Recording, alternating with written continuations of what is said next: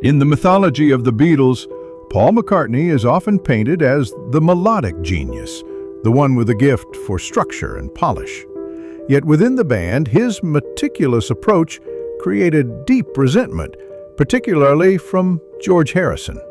Behind the charm and musical brilliance, Paul had a side that demanded absolute control over the direction of songs, often leaving little room for the others.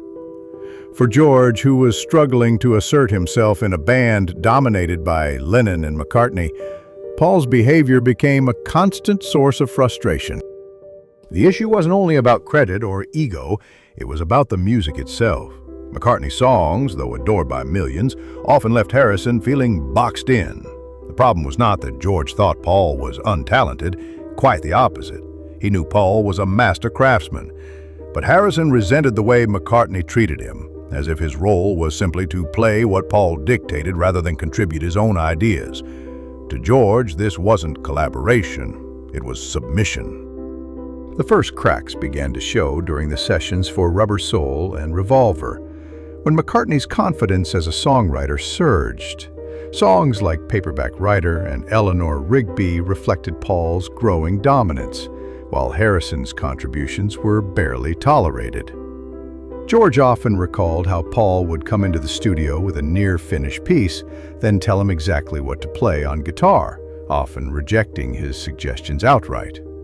For a musician trying to find his own voice, this was humiliating. One of the songs that Harrison quietly hated was Obla Di Obla Da from the White Album.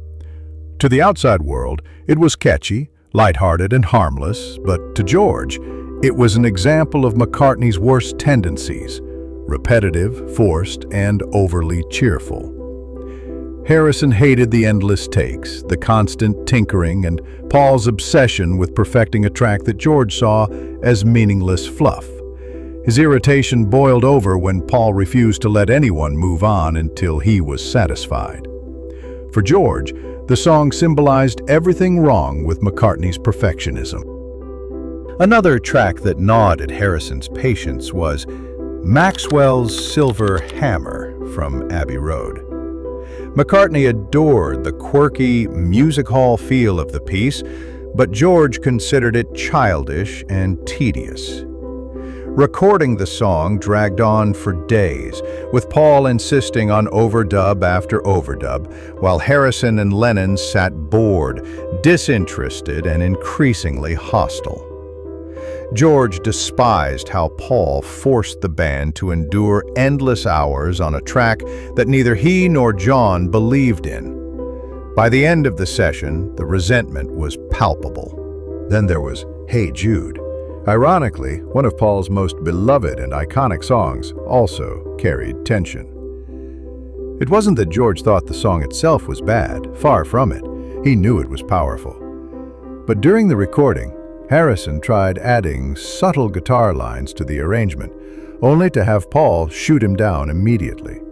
McCartney wanted absolute control over the track, leaving George feeling sidelined and dismissed. That rejection stung. It wasn't just about one song. It was about respect, or the lack of it. The dynamic became toxic during the Let It Be sessions. Songs like Get Back and The Long and Winding Road turned into battlegrounds. Paul pushed the band mercilessly, demanding precision and obedience, while George's patience wore thin. At one point, Harrison's frustration boiled over, leading to his temporary walkout.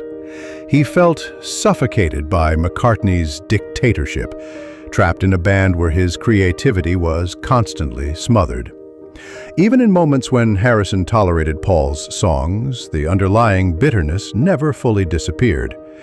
George longed to express his own material, songs like Something and Here Comes the Sun, which would eventually prove his equal genius.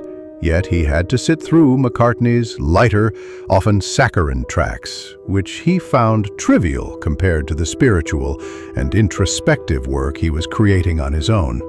In the end, George's resentment toward Paul's songs wasn't just about taste. It was about power.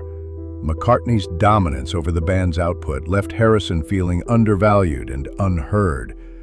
While fans still adored tracks like Obla Di, Obla Da, Maxwell's Silver Hammer, and Hey Jude, for George they carried a different weight. They weren't just songs, they were symbols of the imbalance that ultimately fractured the Beatles. When the Beatles finally split, Harrison's relief was clear. Free from McCartney's control, he unleashed All Things Must Pass, a masterpiece overflowing with the songs that had been suppressed for years. For George, the songs he hated were less important than the freedom he finally gained.